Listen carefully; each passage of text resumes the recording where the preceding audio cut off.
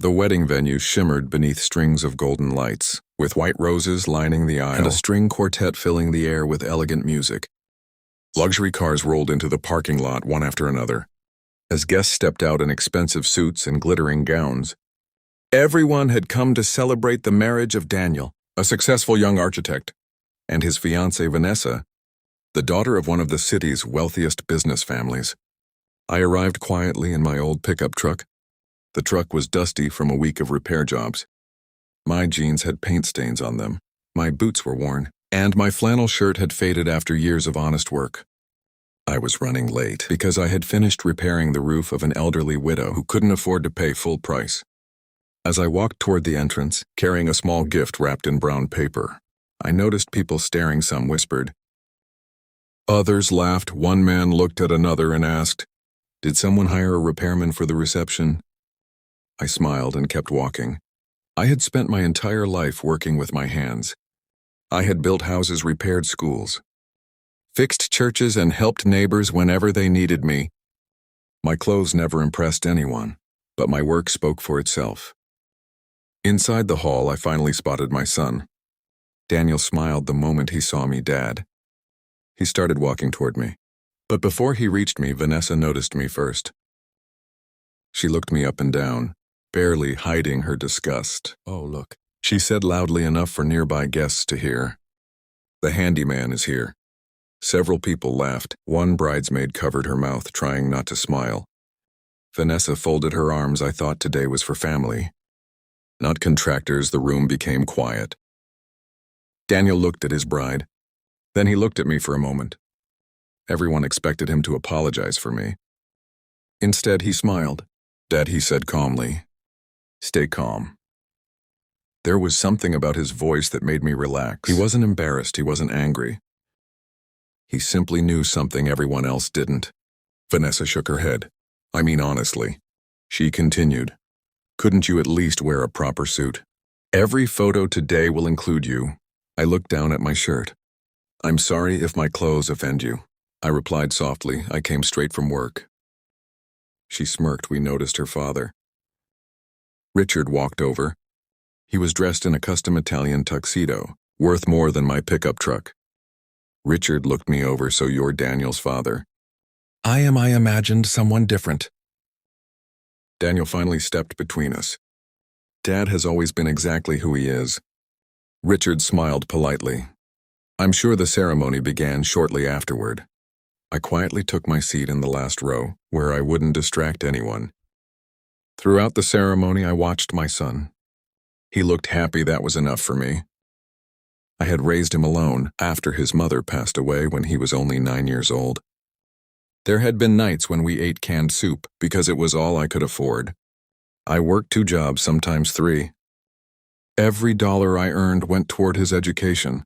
When Daniel wanted to study architecture, I sold the only classic motorcycle I'd spent 20 years restoring. I never told him he believed scholarships covered everything. I wanted him to graduate without guilt. He did at the reception. Guests mingled while photographers captured every moment. I stayed near the back, happy to let everyone else enjoy the spotlight. Then I overheard Vanessa talking with her friends. "I still can't believe that's his father. He looks like he fixes gutters." Another laughed. "Maybe he does." Vanessa smiled. "I'll convince Daniel not to invite him to business dinners." They all laughed together. I quietly walked outside. The cool evening air felt better than pretending not to hear. A few minutes later, Daniel found me standing beside my pickup. "You okay?" I smiled. "I've survived worse," he nodded. "I know." Then he looked toward the reception hall. "It's time for everyone to learn the truth." I frowned. "What truth?" Instead of answering, Daniel walked back inside. A few moments later, he tapped his glass. The room became silent. "I'd like to thank everyone for coming." He began. "My wife and I have been blessed by your presence today." Applause followed, but before tonight continues, I'd like to honor the most important person in my life. A spotlight searched the room. Guests assumed it would land on Vanessa. Instead, it found me standing near the doorway. Confused whispers filled the room.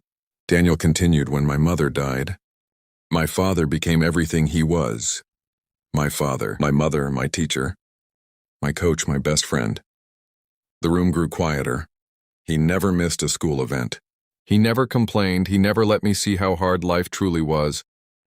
I lowered my eyes. Daniel held up an old photograph. It showed the two of us standing beside a tiny, unfinished house. I was 10 years old. My father built this home himself because buying one wasn't possible. Another photograph appeared me working under pouring rain. Another showed me repairing someone's porch. Another showed me asleep at the kitchen table with construction plans spread around me. Daniel smiled. Most people think my father is just a handyman. He is, and that's exactly why I'm proud. The audience listened carefully. He fixes things, not only buildings. He fixes lives. I've watched him repair homes for families who couldn't pay. I've watched him rebuild playgrounds without asking for recognition. I've watched him buy groceries for strangers and pretend they accidentally left money behind. Many guests looked surprised. Daniel continued, when I received my architecture degree, I thought scholarships paid for everything. They didn't. My father secretly sold the motorcycle.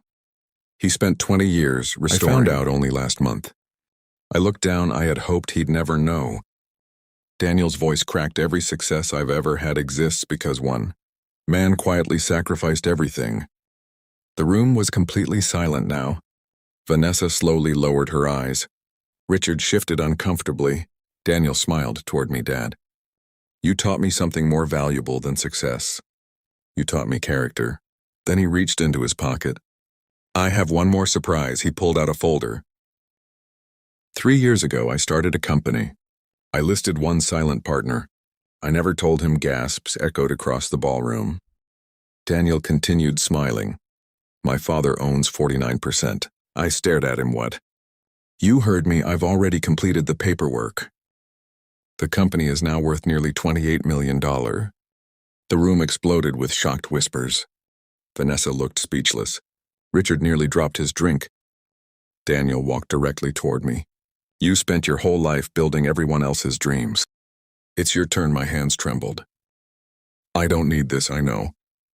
That's why you deserve it. He hugged me tightly. There wasn't a dry eye among many of the guests. Vanessa slowly approached. Her confident smile was gone. I'm sorry I judged you. I nodded gently. We all judge too quickly sometimes. She wiped away tears. I thought success was measured by money. I smiled. No. It's measured by what people are willing to sacrifice for someone they love. Richard stepped forward next. I owe you an apology. You raised an extraordinary son. I shook his hand. He became extraordinary because he chose kindness. For the rest of the evening, everything changed. Guests who had ignored me earlier now wanted to hear my stories. They asked about the homes I'd built, the families I'd helped, the lessons I'd learned. But none of that mattered as much as watching my son laugh, with genuine pride instead of embarrassment. As the night ended, Daniel walked me back to my pickup truck. You could buy 100 new trucks now. He joked. I laughed. This one still runs, he smiled. Just like you driving home beneath the stars. I realized something important. Respect bought with wealth disappears when money is gone. Respect earned through honesty, sacrifice, and love grows stronger every year. People may laugh at worn boots, rough hands, or faded shirts. They may mistake humility for weakness, but character always reveals itself in time. And when it does, no expensive suit in the world can outshine the quiet dignity of a hardworking father who spent his life building a future for the son he loved.